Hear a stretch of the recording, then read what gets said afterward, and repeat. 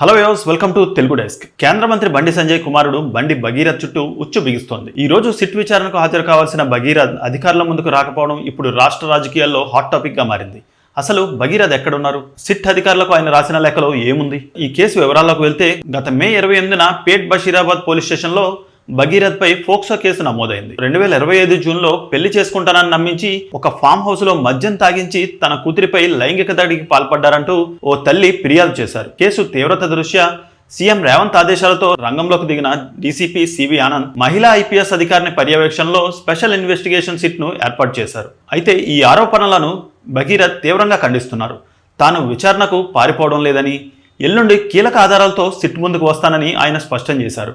నిజానికి ఈ కేసు నమోదు కావడానికి ముందే సదరు బాలికే తనను హనీ ట్రాప్ చేసిందని, వాళ్ళ కుటుంబం 5 కోట్లు ఇవ్వాలంటూ తనను బ్లాక్మెయిల్ చేసిందని భగీరథ్ కరీంనగర్ పోలీసులకు ఫిర్యాదు చేయడం ఇక్కడ విశేషం. ఇప్పటికే ఆయన ముందస్తు బెయిల్ కోసం హైకోర్టును కూడా ఆశ్రయించారు. మరోవైపు ఈ వ్యవహారంపై రాజకీయం రాజుకుంది. బండి సంజయ్ రాజీనామా చేయాలని కాంగ్రెస్ బీఆర్ఎస్ డిమాండ్ చేస్తుంటే, నా కొడుకు తప్పు చేస్తే ఖచ్చితంగా శిక్ష పడాలి, కానీ రాజకీయంగా నన్ను దెబ్బతీసే కుట్ర జరుగుతోంది అని బండి సంజయ్ మండిపడుతున్నారు. కానీ తప్పు చేయకుండా బయటకు వస్తానని నా కొడుకు నాకు మాట ఇచ్చిందన్నా,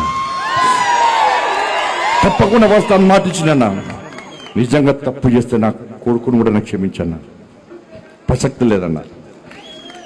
కాబట్టి దయచేసి తప్పుడు ప్రచారం నమ్మకండి. చట్టం తన పని తాను చేసుకుపోతోందని ఆయన పేర్కొన్నారు. మరి ఎల్లుండు భగీరథ్ సమర్పించబోయే ఆ కీలక ఆధారాలు ఏంటి?